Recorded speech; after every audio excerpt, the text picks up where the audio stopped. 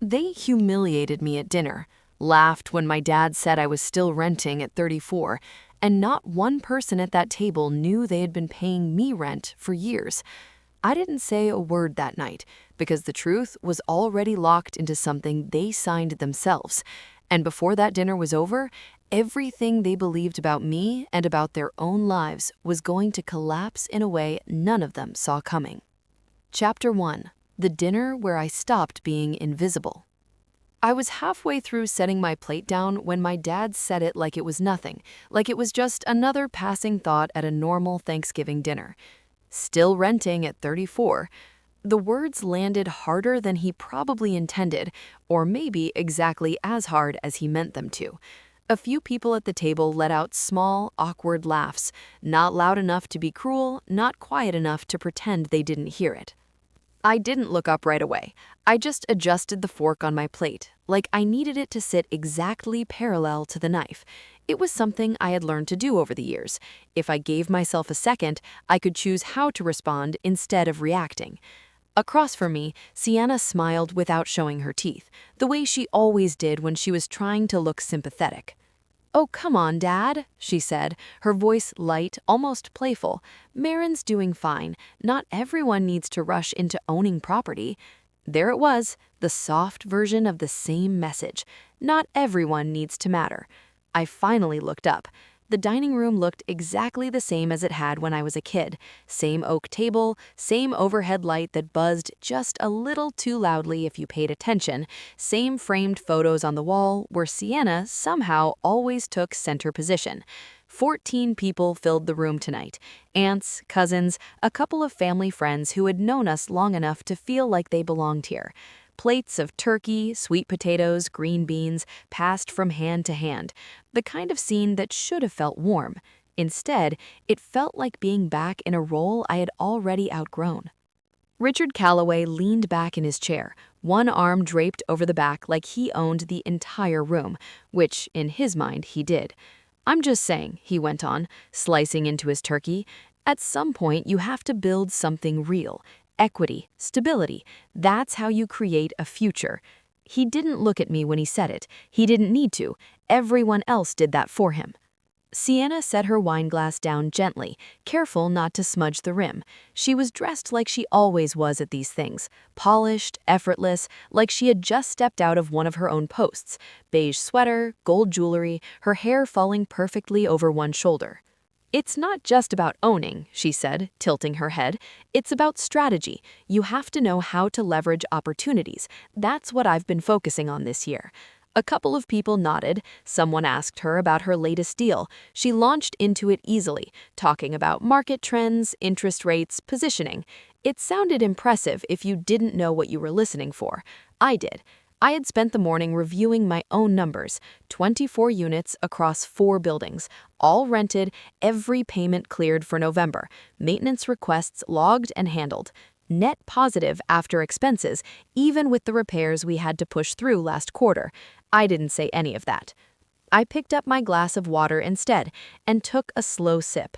Elaine caught my eye from the end of the table. My mother's smile was the kind that looked warm to everyone else, but never quite reached me.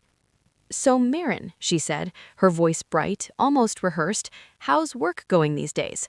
There was a pause, like she was offering me a small window to contribute, as long as I stayed within the boundaries. "It's steady, busy but steady." "What kind of work, again?" one of my cousins asked, already halfway through a bite of stuffing. "Accounting," Sienna answered for me, before I could speak. She glanced at me, then back at them.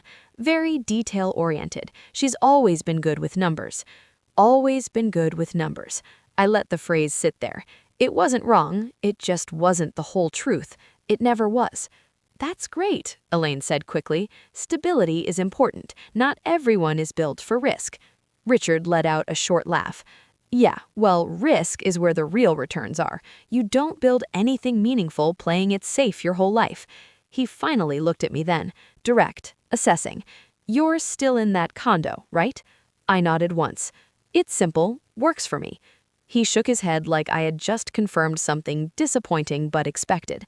"Simple is fine when you're starting out, but at some point you have to move forward. You can't stay in the same place forever." There it was again, the assumption that I was stuck. Sienna reached for the gravy, passing it to the person next to her before speaking again. I mean, I get it, she said lightly. Not everyone wants the pressure. Real estate can be intense. Deals fall through, markets shift, you have to stay on top of everything. It's not for everyone. Her tone was gentle, but the message was clear. It's not for you. I watched her for a moment, the way she held herself, the way people leaned in when she spoke, the confidence that came from being believed without question. I remembered a time when I had tried to explain my first purchase, the duplex. I had been excited, nervous, proud in a way I hadn't been able to put in words. Richard had called it a small move, a stepping stone at best. Sienna had said it was cute. No one had asked what it had taken to get there. Back at the table, someone asked Sienna about financing. She smiled, slipping into explanation again, mentioning rates and timing, positioning it like a calculated strategy. I knew the timeline she wasn't saying out loud. I knew when she had taken the adjustable rate. I knew what had shifted this year, and I also knew what her numbers probably looked like now. I set my fork down, listening without interrupting. At some point, Richard wiped his hands on his napkin and leaned forward slightly, like he was about to wrap things up. You know, this family has always been about building something that lasts. That's what my father taught me. You don't just drift, you create a legacy. He paused, letting the word sit there. And that legacy has to be protected, passed on to people who understand what it takes. There was a subtle shift in the room. People straightened a little, listened closer. Sienna's expression softened into something almost humble, but I could see the anticipation underneath. Richard glanced at her, then back at the table. Some people here are already stepping into that role, making smart decisions, growing what we've built. He didn't say her name, but he didn't have to. Then his eyes moved to me. And some people, he continued, might need a little more time to figure things out. A couple of people shifted in their seats. Someone cleared their throat. No one interrupted.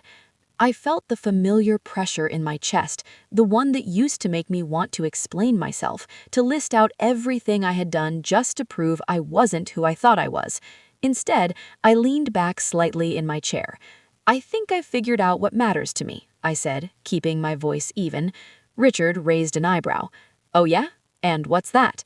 I held his gaze for a second. Control, I said. It wasn't the word he expected. I could see that. Control over what? My time, I said. My decisions.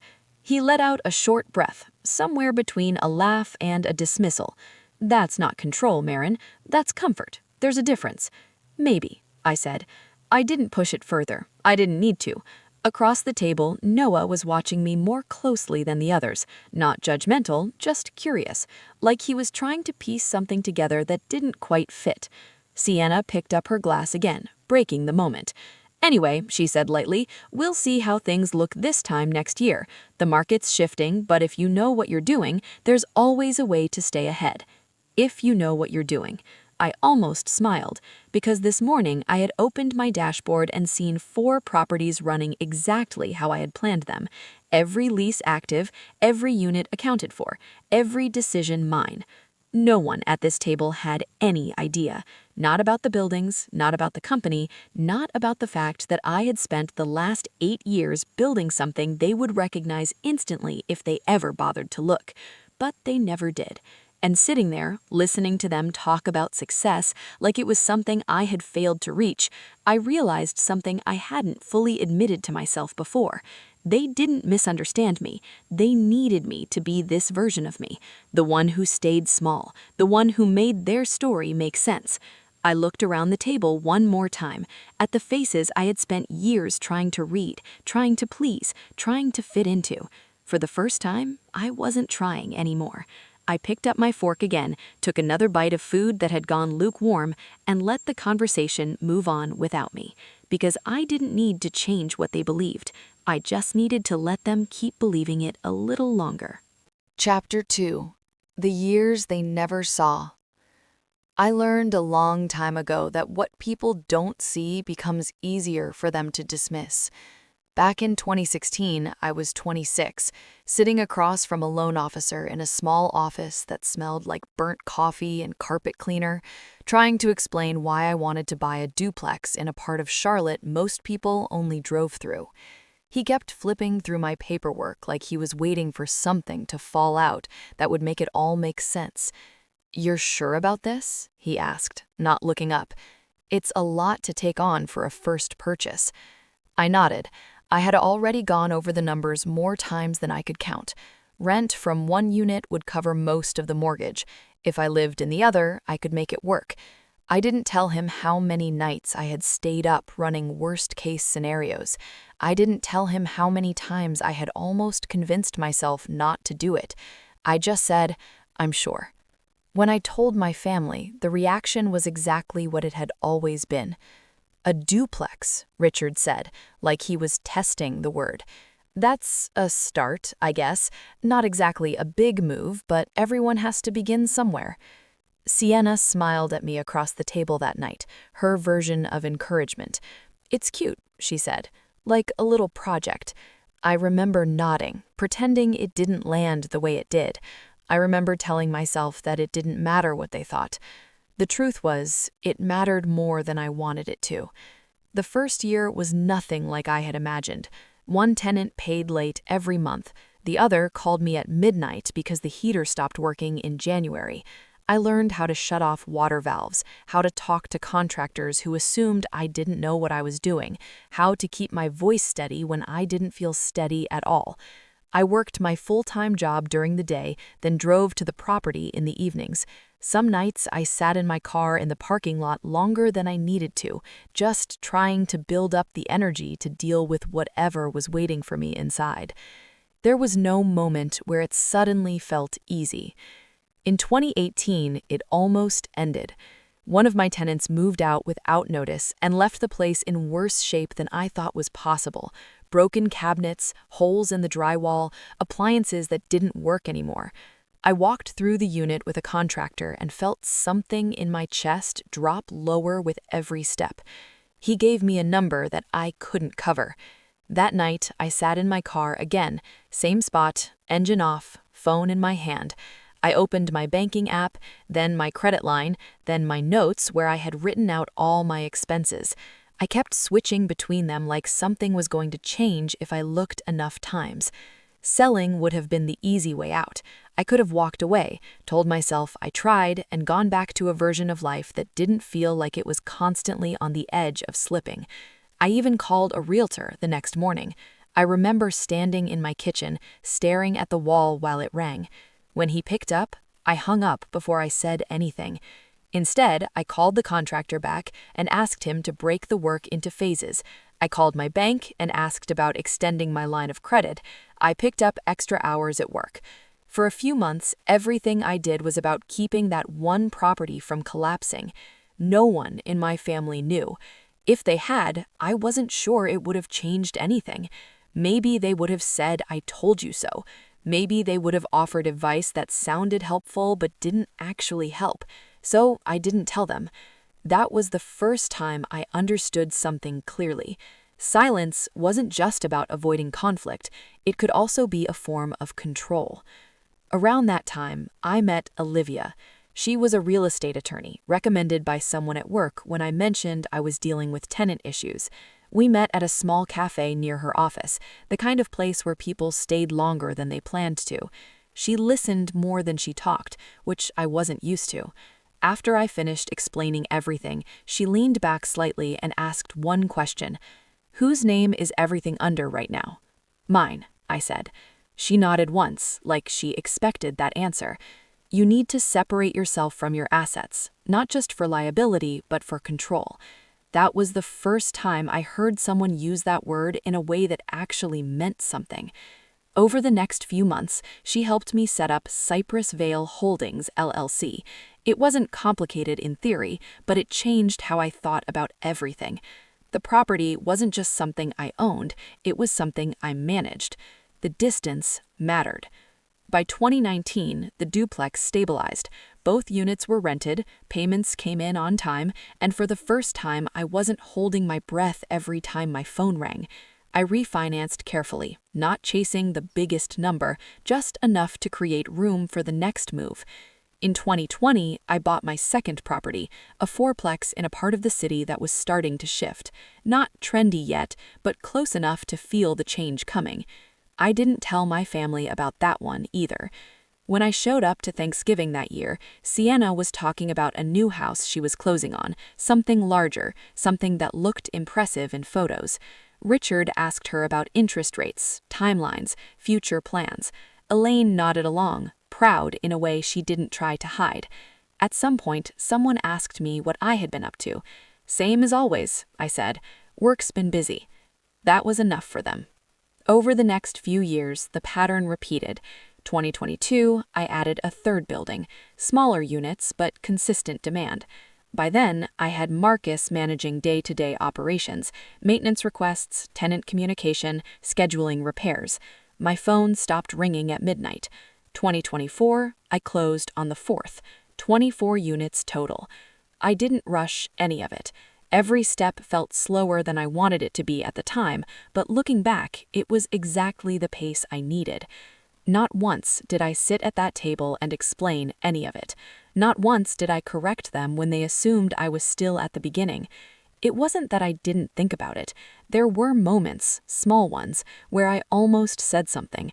When Sienna talked about strategy in a way that didn't line up with what I knew. When Richard gave advice that sounded confident but ignored half the variables that actually mattered. I could have stepped in. I could have shifted the conversation. I didn't. Because every time I imagined doing it, I saw how it would end. A few seconds of surprise, maybe even approval, followed by a slow adjustment where they would find a way to fit it back into their version of the story. I didn't need that. By 2021, something else changed. My parents sold their house. They framed it as a strategic move, downsizing, freeing up capital, staying flexible in a shifting market. It sounded smart on the surface, the kind of decision Richard liked to explain in detail. A few weeks later, I got an email from Marcus. New tenants moving into one of our mid-range buildings, lease signed, background checks cleared, everything standard. He attached the documents. I opened the file without thinking much about it at first. Then I saw the names. I read them again, slower this time, just to make sure I wasn't misreading. Richard Calloway. Elaine Calloway. I sat there for a minute, staring at the screen, waiting for some part of it to feel less real. It didn't. Out of all the buildings in the city, all the units available, all the places they could have chosen, they ended up there, in one of mine. I leaned back in my chair and let out a breath I hadn't realized I was holding. For a moment, I thought about calling Marcus, about saying something, explaining the situation, maybe even pulling them out of the lease before it started. I didn't. Instead, I closed the file, opened the management dashboard, and reviewed the lease terms like I would for any other tenant. Market rate, standard conditions, clear expectations. Nothing special. I left it exactly the way it was. Because for the first time, I saw something I hadn't seen before. I wasn't on the outside of their world anymore. I was part of it in a way they couldn't see, and I wanted to know what that would look like. It didn't take long before the first complaint came in. Marcus forwarded it like he always did. No urgency in his tone, just routine. Tenant reports main entry door sticking, difficult to open from inside, requests maintenance. I opened the attachment without thinking too much about it, already expecting the usual tone, a little impatience, a little exaggerated. Then I read the name again at the top. Richard Calloway. I leaned back in my chair, letting out a quiet breath through my nose. It wasn't surprising, not really. My dad had never been good with anything that didn't work exactly the way he expected it to. Still, seeing it there, typed out in a standard maintenance request form, felt different. For a second, I pictured him standing at that door, pushing it open with more force than necessary, muttering under his breath. I could almost hear it. "This is what happens when you rent," he would say, like it proved something. I clicked over to the dashboard, pulled up the building, the unit, the maintenance history. Everything else looked normal. I sent Marcus a quick note. Take a look at it tomorrow. Standard priority. He replied within a few minutes. Got it. I'll have someone out in the morning. That was it. No special instructions, no adjustments, just process. I closed the window and sat there for a moment longer than I needed to. There was a part of me that expected to feel something bigger, anger maybe, or satisfaction. Instead, it felt quiet. A few weeks later, another message came through. Lights flickering in hallway.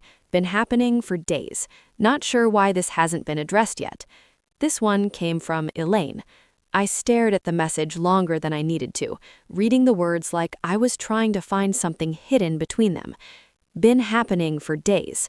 I checked the log. The previous report had been submitted less than 48 hours earlier. I almost smiled.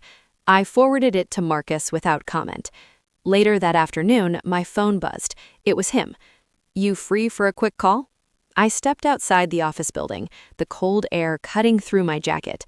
Yeah, what's up? He hesitated for half a second. Just wanted to double check. These tenants, the Calloways, you know them? I watched a car pass by, headlights cutting across the pavement. Yeah, I said, I know them. He let out a small breath, not quite a laugh. Figured. They've been calling in a bit more than average. Nothing crazy, just, particular.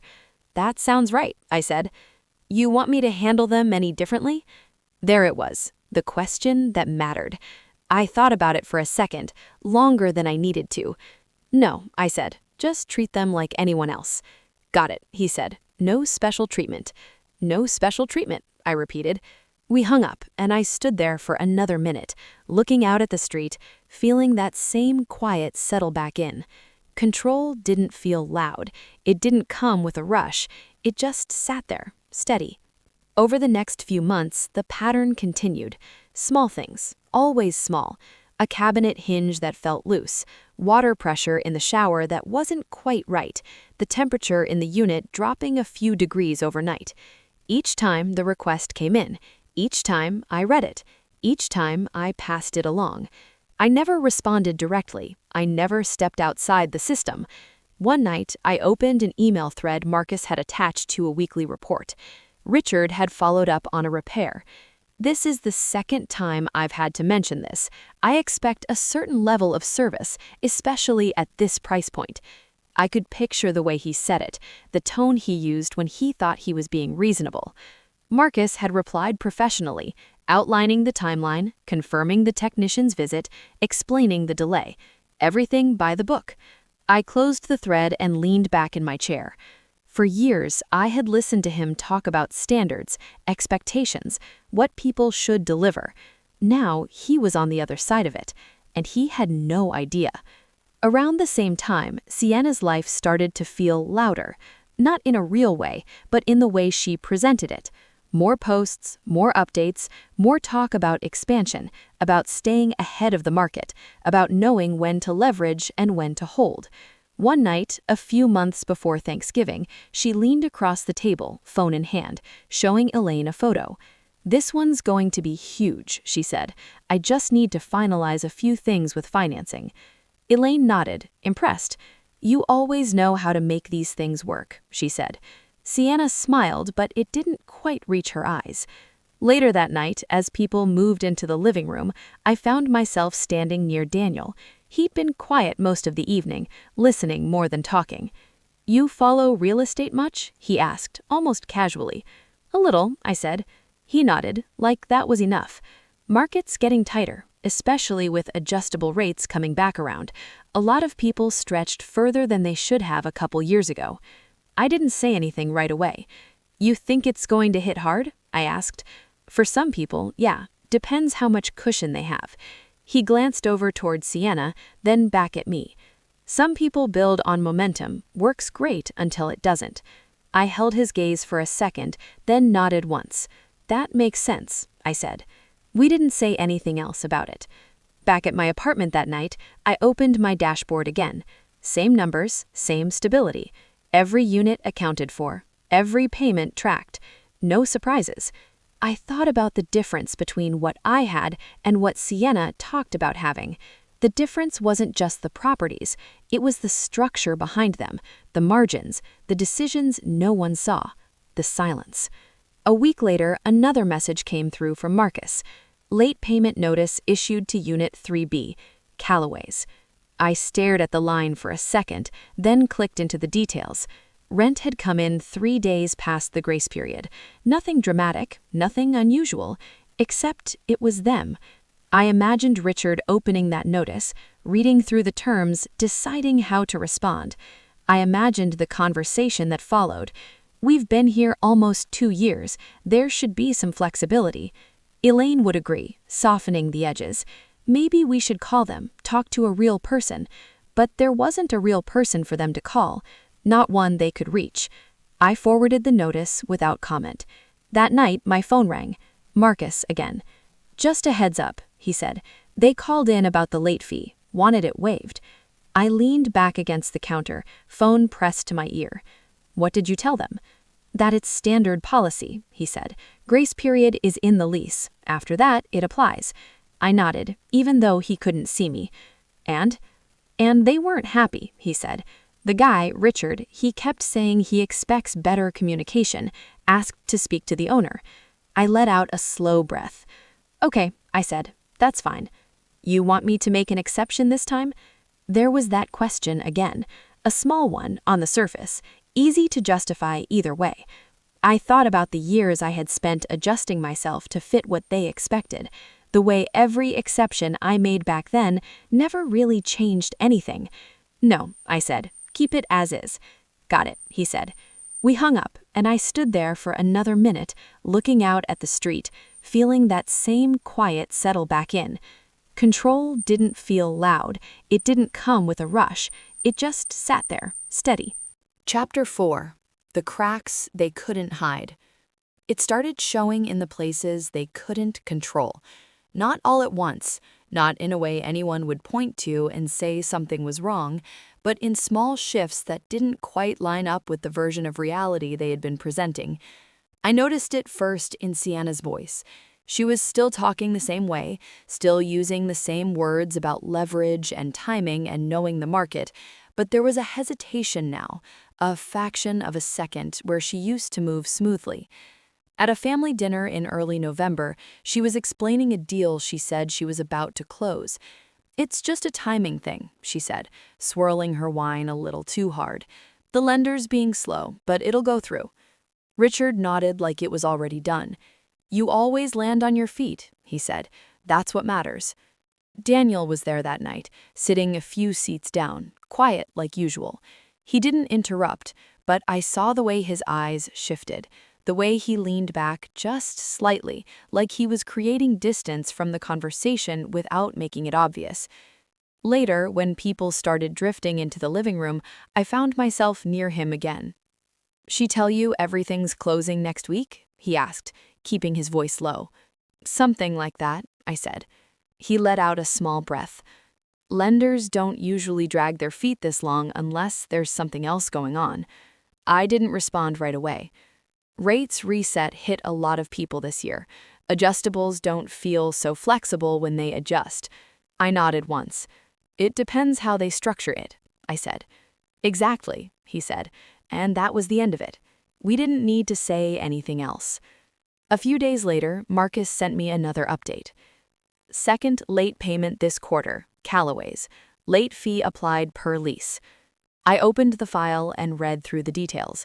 The delay was longer this time, just past the grace period again, not enough to trigger anything serious yet, but enough to establish a pattern. I imagined Richard reading the notice, his jaw tightening, the way he would tap the paper against the table like he was thinking through how to respond. That night, my phone buzzed. Marcus again. "They called," he said. "Wanted to talk through the payment, asked if there's any flexibility." "What did you tell them?" "Same as before," he said. "Lease terms are clear. We can't waive recurring late fees without documentation." I leaned against the counter, listening to the quiet hum of my apartment. "And," he added, "he mentioned he's been a long-term tenant, said that should count for something."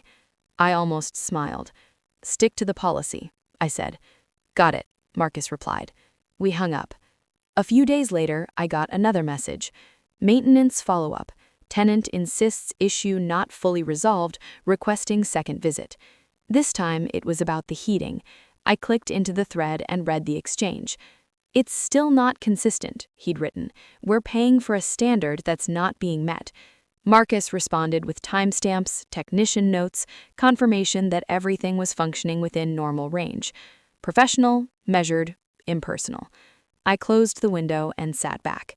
For years, I had listened to him talk about standards like they were something only he understood. Now, he was being told what the standard was, and it wasn't his. Across town, Sienna's situation kept tightening. I didn't see it directly, I saw it in fragments. A call that went unanswered longer than usual, a dinner she canceled last minute blaming a scheduling conflict, a post that stayed up for less than an hour before disappearing. Then, one evening, it broke a little more openly. We were all at Elaine's for a smaller gathering, nothing formal, just immediate family. The conversation was light at first, until Sienna's phone buzzed on the table. She glanced at it, then flipped it over quickly. "You okay?" Elaine asked, her voice soft. "Yeah," she said, too quickly. "Just a message." Richard looked up from his drink. "Everything on track with the closing?" Sienna hesitated. "It's delayed," she said. "Just paperwork." "How long?" he pressed. "A couple weeks. Nothing serious." There was a pause, just long enough to feel it.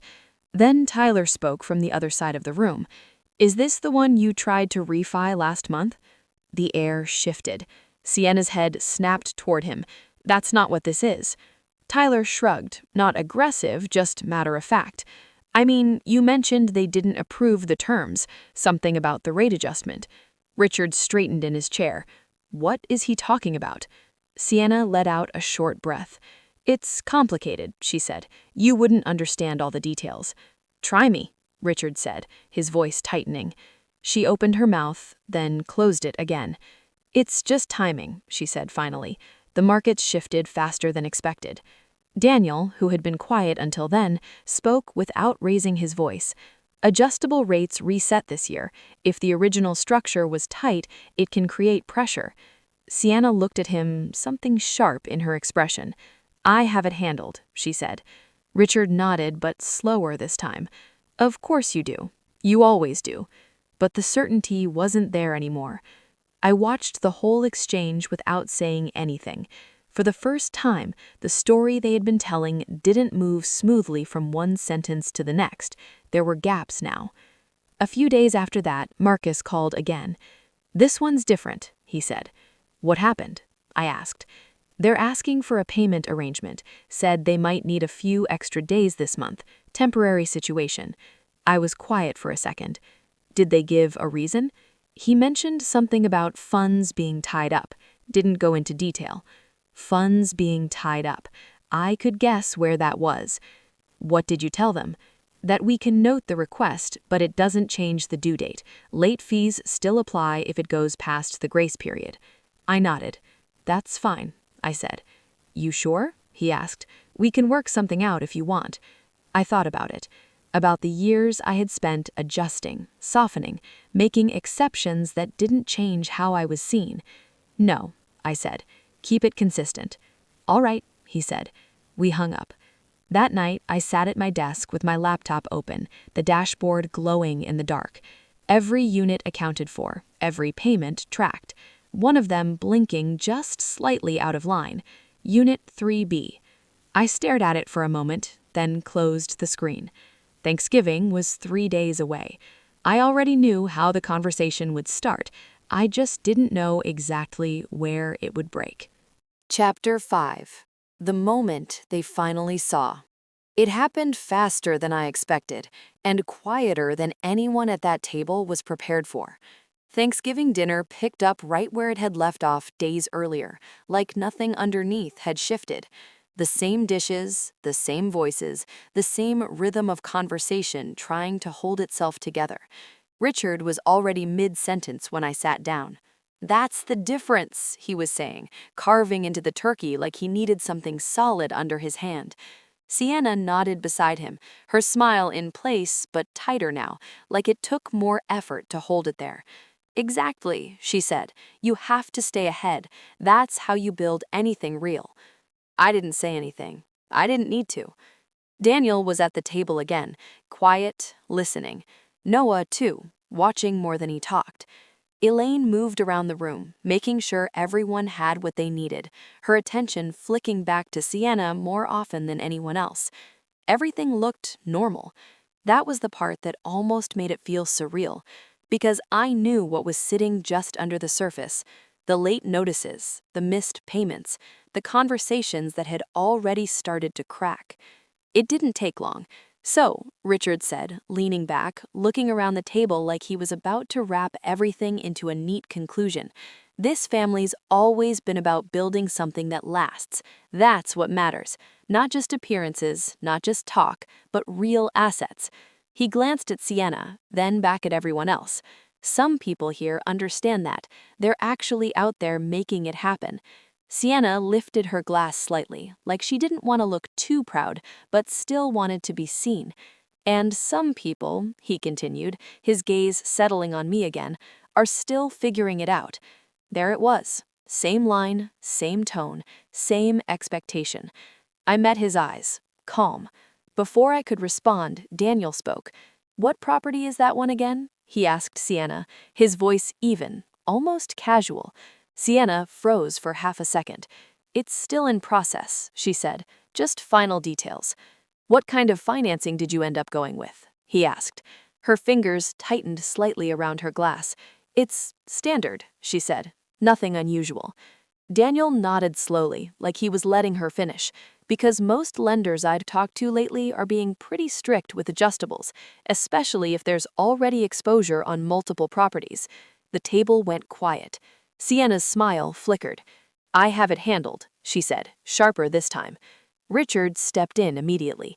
She always does. That's the difference. She takes action. I could feel the tension shifting now. Not loud, not explosive, but real.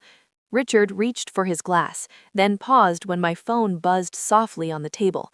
A small sound, but in that moment, it carried. He glanced down without thinking.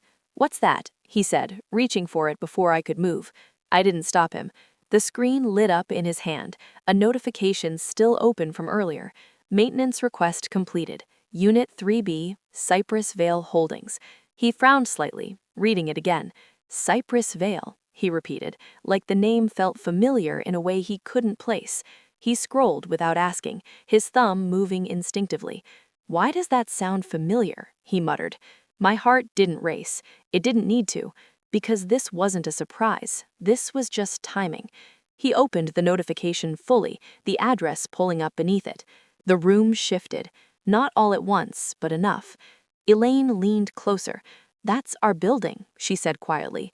Richard didn't respond right away. He stared at the screen, then looked up at me, something in his expression changing for the first time that night. What is this? He asked. I didn't rush. I set my fork down, folded my hands lightly in front of me, and looked back at him. It's the management company's update for one of my properties. No one spoke. Not immediately. Sienna let out a small breath, almost a laugh. Wait, what do you mean, your properties? I held her gaze. The building you're living in. Silence dropped over the table, heavier this time. Richard blinked like he hadn't processed it correctly. That doesn't make sense, he said. We signed through a management company. You did. Stonebridge handles everything. He shook his head, slower now. No, that's not. He looked back down at the phone, scrolling again, like the answer might change if he kept moving. Elaine's voice came out softer. Maren, are you saying you own that building? I nodded once. For the past 3 years. The words landed differently than anything else that had been said that night. Not loud, not dramatic, just final. Sienna pushed back slightly in her chair. That's not possible, she said. You said you were still renting. I said I live in a condo. That part's true. Daniel didn't say anything, but I could feel his attention shift, the way he connected the pieces. Noah leaned forward slightly, eyes moving between all of us. Richard set the phone down on the table like it weighed more than it should. "You're telling me," he said, his voice lower now, stripped of its earlier confidence, "this whole time?" "Yes," I said. He stopped, because there wasn't anything else to fill in. Elaine's hand moved to the edge of the table, her fingers tightening slightly. "All those calls, the maintenance, the rent, went through the system," I said, "like everyone else." Sienna shook her head, faster now. "Why wouldn't you say anything? Why would you just sit there and let us—" Her voice trailed off. "Let us what?" I let the question hang for a second before answering, because it wouldn't have changed anything. That was the part that landed hardest. Not the buildings, not the numbers, that. Richard leaned back slowly, like the air had shifted around him. For years, I had watched him control every conversation, every narrative about what success looked like. Now he didn't have one. Sienna looked down at the table, then back up, her expression searching for something to hold on to. "This doesn't change anything," she said, but there was no weight behind it. Daniel finally spoke, quiet but clear. "It changes a lot," he said. No one argued with him. I looked around the table one more time, at the faces that had defined how I saw myself for so long, at the space that felt different now, not because I had forced it to change, but because it couldn't stay the same. "I'm not here to prove anything," I said. "I never was." No one interrupted. "I just stopped needing you to understand." That was the truth, the real one. I stood up then, pushing my chair back gently. No one tried to stop me, not because they didn't want to, because they didn't know how. I walked past the table, past the kitchen, out into the cold air that felt sharper than it had earlier that night. For a moment, I just stood there, breathing. The weight I had carried for years wasn't gone, but it wasn't mine anymore. Behind me, the house was still full of voices, still full of everything it had always been, but it wasn't where I was anymore. If you've ever sat at a table where no one really saw you, where your story was already written before you even spoke, then you probably know exactly what this moment feels like. Sometimes the strongest thing you can do isn't to argue or to prove anything. It's to build your own life so completely that one day the truth speaks for you without you having to raise your voice. And when that moment comes, you don't stay to explain it. You just walk away.